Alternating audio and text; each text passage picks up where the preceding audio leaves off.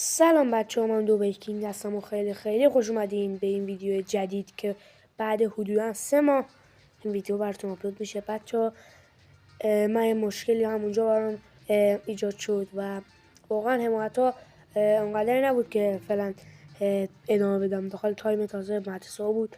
من سعی کردم که تابستون به این فعالیت ادامه بدم و همینطور قرار باشه.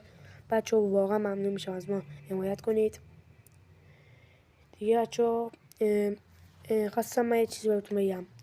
بچه‌ها شاید من نتونم اون محتوایی که شما میخواین در اختیارتون قرار بدم، چون من دارم با یه گوشه ساده و یه اکانت ساده براتون ویدیو میگیرم. من فکر نکنید این لباس من در خودم من این لباس رو با باگ گرفتم با روش‌ها که حالا اگه خواستین میتونم در اختیارتون قرار بدم. شاید هم خودتون بلد باشین، نیاز نداشته باشین. بعد بچه‌ها واقعا ممنون میشم از ما حمایت کنید، نه از من، از کل کامیونیتی فری فایر ایرانی، کامیونیتی کالاف. اصلا مهم نیست، من خودم کالاف بازی میکنم هم فری و به همه گیم‌ها باید احترام گذاشت. بعد بچه‌ها ممنون میشم از من حمایت کنید. ایشالله من سعی میکنم که تابستون کار کنم، یه پولی پسنداز دارم بتونم برای شما یه اکانت خوب بگیرم. حالا نمیتونم قول آنچنانی اما یا گوشی خوب یا یه دونه پی سی براتون جور کنم که بتونم بهترین محتوا رو در اختیارتون قرار بدم. واقعا بچه‌ها ممنون میشم از ما حمایت کنید، از همه کامیونیتی حمایت کنید.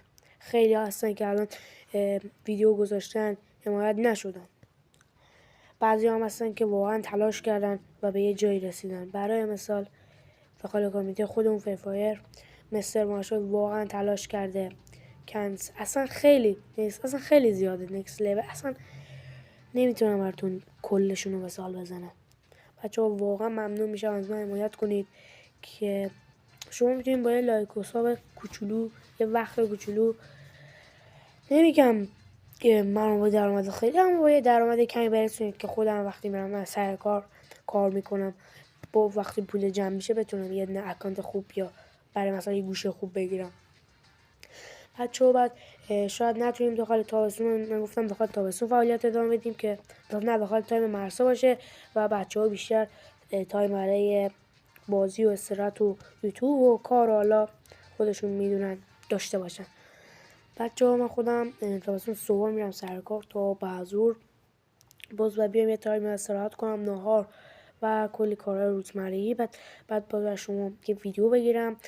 نمیدونم دیلی آپلود باشه اما سعی میکنم براتون ویدیو بذارم. احتمالا ویدیوم صبح میذارم، از حدودا تا 10-12 اینا براتون ویدیو رو میذارم.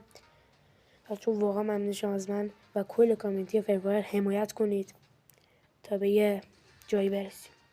واقعا بچه‌ها حرفی واسه گفتن نمیمونه.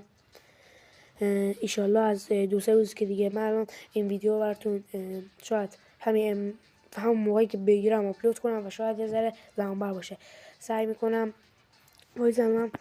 همین الان که من دارم این ویدیو براتون میگیرم ساعت 11:30 است، روز 17 که حدودا 3 روزی من مرسم تموم میشه و میتونم براتون از اون روز به بعد کلی ویدیو بذارم.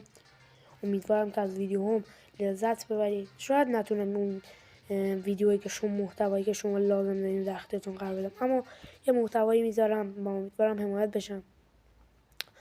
همین دیگه، واقعا حرفی واسه گفتن نمونه. پس حتما این کار رو انجام بدید و از من حمایت کنید. بعد جواب از ما ببینید سویتی میدم. بچه‌ها من خیلی استرس میگیرم وقتی دارم ویدیو میگیرم، به بزرگی خودتون ببخشید. بعد دیگه عرضم به حضور گرامیتان، همین الان که وقتتون رو گذاشتین و این ویدیو رو تا اینجا دیدین بهترین حمایت از من بوده.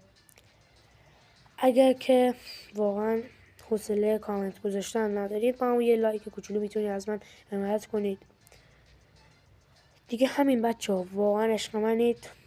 تا یه ویدیو دیگه، خدا نگهدار.